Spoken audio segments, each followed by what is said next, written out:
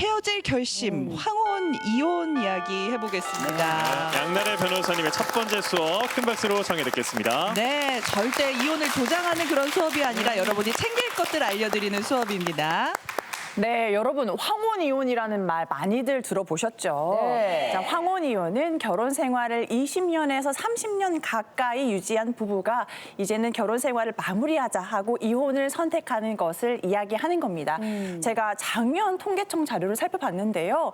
이혼 건수가 전년보다 1.3% 감소했습니다. 오, 다행이다. 네, 그런데 놀라운 건 결혼 생활을 30년 이상 유지한 부부의 이혼이 약 1만 5천 건이에요. 그리고 전체 이혼 중에 16.6%를 차지하고 있습니다. 그런데 10년 전하고 비교해 보면요, 약 8% 이상 증가했습니다. 그래서 전체 이혼은 줄었지만 황혼 이혼은 늘고 있는 거죠. 그렇다 보니까 저에게도 상담을 오시는 분들이 참 많은데요. 오늘 제가 황혼 이혼이 왜 증가하고 있는지, 그리고 황혼 이혼을 결심하기 전에 반드시 체크해야 될 게 무엇이 있는지 설명드리도록 하겠습니다. 진짜 많은 이혼 이유들이 있겠지만 네. 이렇게 나이가 들어서 황혼 이혼을 결심하게 되는 이유가 좀 특별히 따로 있을까요? 자, 일단 우리가 대표적인 이혼 사유 알고 계신 것들 뭐 있을까요? 외도! 그렇죠. 외도, 뭐 폭언, 뭐 투자 실패, 경제 문제 이런 것들도 당연히 이제 황혼 이혼의 사유가 될 수 있는데요. 그런데 황혼 이혼에만 특별하게 나타나는 모습들이 있습니다. 제가 그래서 하나씩 살펴보도록 하겠습니다. 첫 번째로는요. 우리 100세 시대가 됐잖아요. 네. 이제 그렇다 보니까 남은 인생 이제는 나를 위해서 살아야겠다. 이렇게 결심을 하게 되시는 거예요. 네. 그리고 또 이런 이야기 들어보셨을 거예요. 아유, 우리는 이제 남보다도 못한 사이예요. 그지, 그지. 이런 거 있잖아요. 부부인데 정서적으로 단절된 시간이 길어지다 보니까 서로에 대해서 아는 게 없어진 거예요. 근데 그렇다 보니까 대화도 없고 그냥 한 지붕 안에 살기는 하는데 아, 이게 부부인가 아닌가 모르겠다 싶은 거죠. 그렇다 보니까 아, 허탈감과 함께 내가 왜 이런 사람하고 살아야 되지? 아, 이제는 이혼해야겠다. 이렇게 결심을 하게 되시는 거죠. 그리고 또 다른 이유가 있습니다. 우리 자식들 키워야 되지. 그리고 내가 우리 가정을 꾸려나가야 되지 하니까 오랜 기간 속상한 것들을 꾹꾹 참았어요. 맞아요. 네. 그런데 이제는 아, 애들도 다 컸고 내가 왜 참아야 되지? 이제는 참지 말아야겠다 하고 이혼을 결심하시게 되는 겁니다. 네. 제가 한 사례를 소개해드리려고 하는데요. 네. 이제 60대가 넘으신 어머님이셨어요. 근데 결혼 생활 내내 20년, 30년이 다 되는 기간 동안에 내가 먹고 싶은 거는 대부분 다 안 해요. 사실 저희 어머니도 그러시거든요. 그쵸. 내가 먹고 싶은 것보다는 가족이 좋아하는 음식 이렇게 그렇지요. 하잖아요. 근데 어느 날 맞아요. 갑자기 아니 나도 먹고 싶은 게 있는데 나는 해산물을 좋아하는데 계속 고기만 먹으니까 싫잖아요. 그래서 오늘은 그래 나도 나를 위해서 해산물을 한번 먹어야겠다 해가지고 맛있게 요리를 했어요. 그런데 딱 그 차려진 밥상을 보니까 남편이 이렇게 얘기를 하는 거예요. 뭐라고 했을까요? 이게 뭐야? 아, 고기 없어? 맞아요. 아, 이게 다야? 이게 다야? 먹을 거 하나도 없네. 뭐 이런 걸 다 했어. 그래서 이제 너무 속상한 어머님이 아 나도 좀 내가 먹고 싶은 거 좀 먹어보자라고 했더니 내가 돈 벌어다 줬는데 왜 당신이 먹고 싶은 걸 먹어? 아이고, 아이고, 이렇게 그건 얘기를 좀 한 선 거예요. 넘었다. 이제 그렇다 보니까 그 순간 마음속에 딱 붙잡고 있던 끈이 탁 끊어지는 걸 느낀 거예요. 네. 그래서 내가 이제는 당신을 위해서만 살 수 없어. 나를 위해서 살 거야 하고 결국에는 이혼을 선택하게 되신 겁니다. 그래서 사실 우리가 그냥 보기만 했을 때에는 단순히 식사 메뉴 때문에라고 하실 수 있겠지만 사실은 그날의 사건 때문이 아니고 그동안 쌓였던 것들이 누적돼서 더 이상 참으면 안 되겠다 하고 이혼까지 이르게 된 것이죠. 네. 그러니까 제가 봐서도 그 문제인 것 같아요. 지금 누가 참고 살아요. 그렇잖아요. 지금까지 막 계속 누르고 있다가 냄비에서 이제 물 끓다가 뚜껑에 덜썩덜썩거렸어. 덜썩덜썩거렸는데 요 반찬 문제 때문에 그냥 폭발을 한 거죠. 그렇죠. 폭발을 한 거예요. 이 문제가 발단이 돼서. 맞습니다. 그쵸? 그리고 반대로 이런 경우도 있었습니다. 남편이 은퇴한 이후에 이제는 가족과 함께하는 시간이 늘어난 거예요. 그런데 사실 우리 남편분들이 젊어서는 아유 나 이래야 돼. 나 밖에서 있을 때는 나 건들지 마. 하고 이제 바깥으로 보내는 시간이 참 많습니다. 반면에 우리 아내분들은 그래 내가 우리 가족을 위해서 살아야지 하고 긴 시간 우리 집안만 챙겼던 거예요. 그런데 이제 가족들도 다 출가하고 내 시간이 많아졌으니까 이제 나도 문화센터도 좀 가고 그치. 친구들도 좀 만나고 이렇게 내 시간을 보내려고 하는데 밖에만 나갔다 하면 남편한테 연락이 오는 거예요. 아, 여보 어디야? 어디야? 어디야? 빨리 와. 나 집에 혼자 있는데 혼자 뭐 하는 거야? 이제 이렇게 되다 보니까 아니 내가 그동안 그렇게 남편을 위해서만 살았는데 지금 이 나이 먹고서도 남편을 위해서만 살아야 되는 거야? 하면서 갈등이 심해지는 거죠. 그래서 아니 나도 좀 자유 시간을 줘. 아니면 당신이 나랑 같이 취미 활동을 하던지 라고 이야기를 했는데도 존중하지 않고 계속 옆에만 있으라고 닥달하고 이런 시간이 길어지니까 이혼을 결심하게 되는 거죠. 네. 요 사례가 그 올해 초에 그 폭삭 속았어 드라마 보면 맞아요, 막 맞아요. 했던 그 학시 아저씨 있잖아요. 아저씨. 이게 좀 그런 비슷한 사례 같은데요. 내 돈 맞아요. 받고 내 돈으로 지금 밥 해주는 게 아우 그게 네. 얼마나 속이 터져요. 그러니까요. 저도 그거 보고 아유 좀 답답하다 이렇게 생각을 했거든요.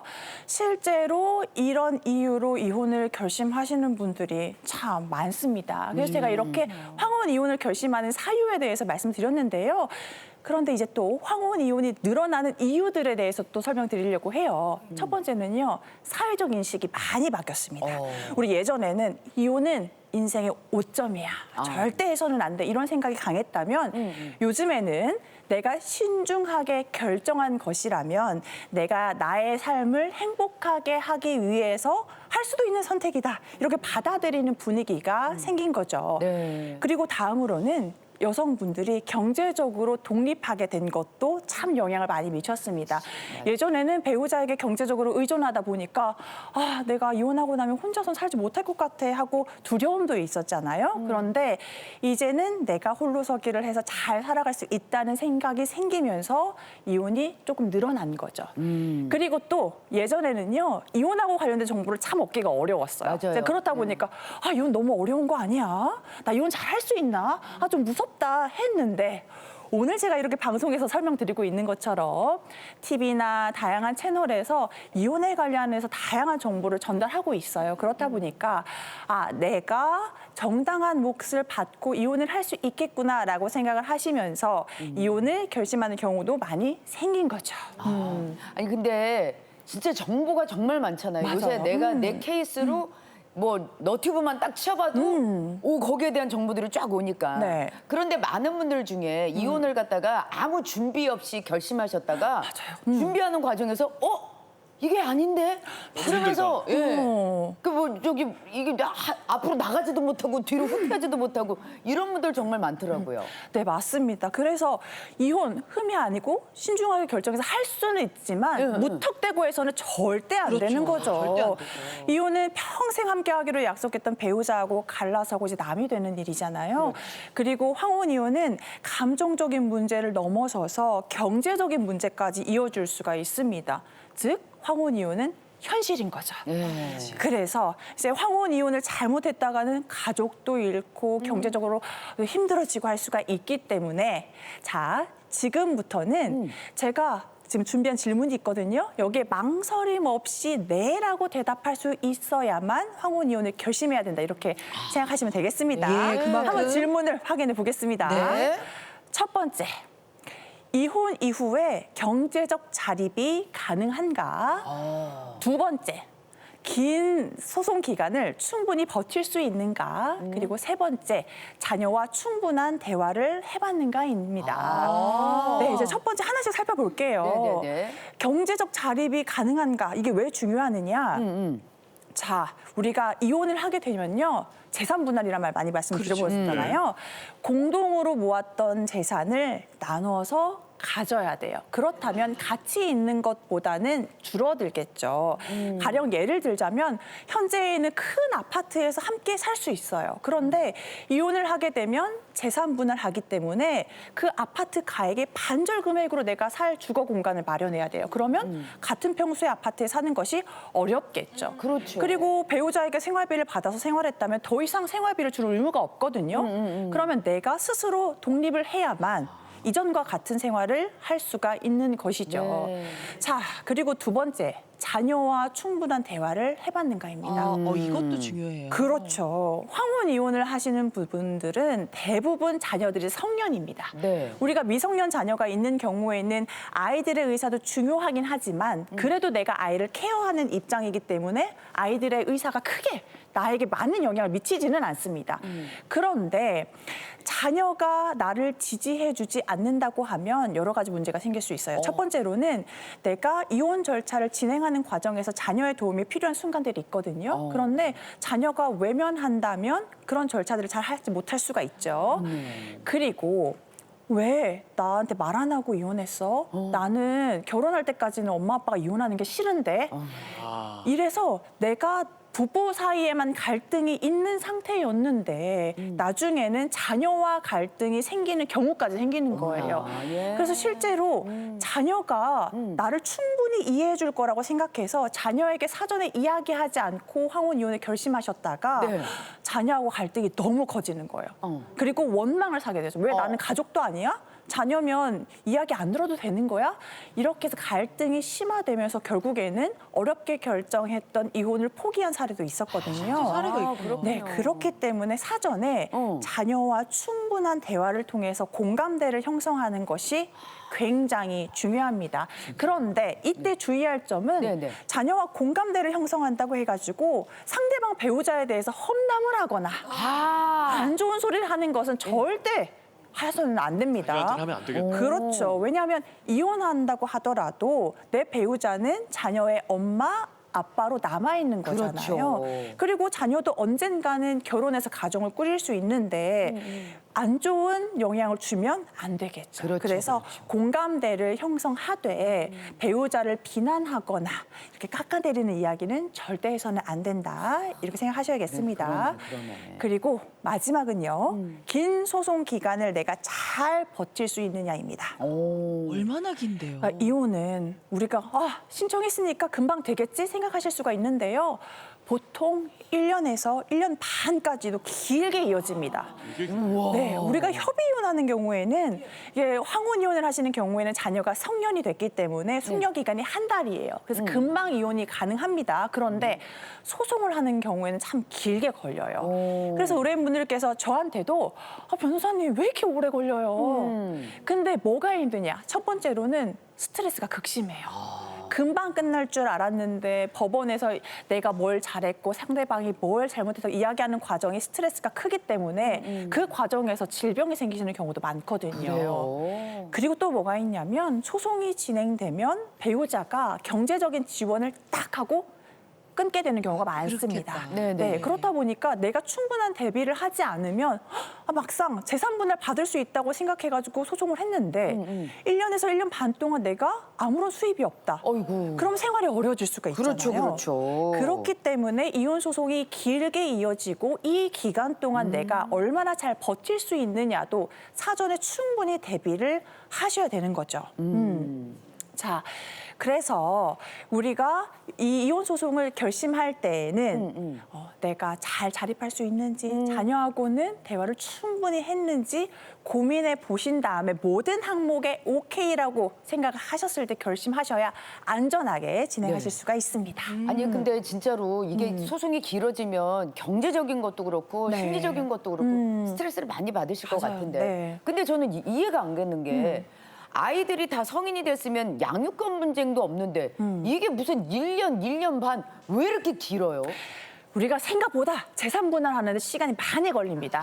우리가 부부 생활을 길게 했기 때문에 부부가 공동으로 축적한 자산이 참 많을 거예요. 네. 예금, 적금, 주식 이런 것들이 있잖아요. 네네. 그런데 내가 다 알고 있는 재산이 있을 수도 있겠지만 사실 배우자가 나 모르게 가지고 있는 재산이 있기 때문에 뒷구멍으로 하나하나 찾아내고 네. 기여도에 따라서 나누고 하는 과정이 시간이 꽤나 오래 걸립니다. 아, 다 찾아내야 되는구나. 네. 그래서 부부 각자의 소득, 가사의 그 육아 분담 상황, 그리고 재산을 증식한 방법에 따라서 기여도가 다르게 인정될 수 있기 때문에 이혼 소송이 길게 이어진다 이렇게 생각하시면 되겠습니다. 그 기여도에 따라서 재산 분할이 되는 거면 아까 네. 말씀하신 것들 뭐 포함해서 부동산, 뭐 예금, 적금 또 어떤 게 있어요? 자, 현금, 부동산뿐만 아니고 주식, 주식. 퇴직금, 퇴직금? 연금. 거의 모든 자산이 재산 분할의 대상이 된다고 생각하시면 됩니다. 그래서 황혼 이혼을 결심하시는 분들 중에서 나는 집에서 육아하고 가사만 하더라고 국민연금이 가입되지 않아서 연금이 없어라고 생각하는 분들도 계실 거예요. 그런데 이런 분들도 아직 받기 전인 배우자의 연금에 대해서 자신의 몫을 주장할 수가 있습니다. 이혼했을 때 배우자의 노령연금을 나눠서 받을 수 있는 게 분할연금 제도인데요. 이 노령연금이라는 것은요, 국민연금을 꾸준히 낸 사람이라면 65세 이후부터 받을 수 있는 연금입니다. 그래서 분할연금은 이 노령연금을 이혼한 배우자하고 일정 비율로 나누는 제도라고 생각하시면 되는데요. 혼인 기간에 정신적, 물질적으로 이바지한 점을 인정해서 우리 배우자도 받아야 되지 않겠느냐 하고 마련된 제도입니다. 그래서 분할연금을 받을 수 있는 자격은요, 국민연금에 가입되어 있고요. 그리고 5년 이상 혼인한 뒤에 이혼을 했었어야 합니다. 그리고 본인과 배우자 모두 연금을 받을 수 있는 만 65세 이상이 되어야 하고요. 이 요건에 해당한다면 무조건 반을 받는 것은 아니고요. 네네. 혼인 기간에 해당하는 연금액의 전발. 그러니까 예를 들어서 20살에 취직해서 연금에 가입했다고 하더라도 30살에 결혼하고 그러니까 60살에 이혼을 했다면 결혼 기간인 이 30년 동안의 연금액만 분할하는 것이 되는 겁니다. 예. 선생님 저 짧게 궁금한 게 있는데 네. 이렇게 결혼할 때 집 같은 거 사게 되면은 공동명의 요즘 많이 맞아요. 하잖아요. 네, 신혼 때. 네. 요 공동명의로 한 거는 고 공동명의로 이렇게 재산 분할이 되나요? 그러니까 법률상 원칙적으로는요, 공동명의를 유지하는 것인데 사실 이혼한 이후에 공동명의가 되어 있으면 처분도 어렵고 사용 수익이 어려워요. 그래서 네네. 실무적으로는 한쪽에게 명의를 몰아주고 명의를 받은 사람이 상대방에게 현금으로 정산해주는 방법으로 재산 분할이 이루어지고 있습니다. 아, 이게 알겠어. 공동명의 할 때 비율도 좀 다르게 하는 경우도 있잖아요. 네. 그럼 그 비율만큼 나누게 되는 건가요? 아닙니다. 공동명의를 반반으로 하겠다고 반반이고 뭐 6대4라서 6대4가 아니고 전체 결혼 기간 그리고 소득 수준 이런 것에 따라서 전체 기여도에 따라서 정산을 하는 개념입니다. 네, 알겠습니다. 네. 자, 질문이 들어왔어요. 네. 요즘 이혼 말고 네. 조론을 하는 사람들도 그래, 있던데 그래. 뭘고, 네. 황혼 이혼과 조론의 차이점은 뭐예요? 이렇게 물어보셨거든요. 조론은 네. 결혼해서 조론한다는 뜻입니다. 그래서 다들 조론해야지라고 하시지만 법률상 개념이 절대 아닙니다. 조론이라는 것 자체가 부부관계를 유지한다는 거기 때문에 기본적으로 서로 신의 성실에 따라서 바람을 피워서는 안 되고요. 서로 부양을 해야 됩니다. 그런데 잘못된 이런 인식들이 퍼지면서 조론 이후에 다른 사람을 만나고 자유롭게 살겠다는 분도 계시는데요. 그런 경우에는 똑같이 부정행위로 인해서 소송에 당할 수가 있습니다. 그래요? 네, 그래서 조론이라는 것은 그냥 편의상 우리가 서로에 대해서 신경 쓰는 부분을 좀 줄이자 하는 개념이고 네네. 법률상으로는 부부관계를 유지하는 것이기 때문에요. 이 점 유념하셔서 서로 챙기는 그런 행동을 하셔야 되겠습니다. 네.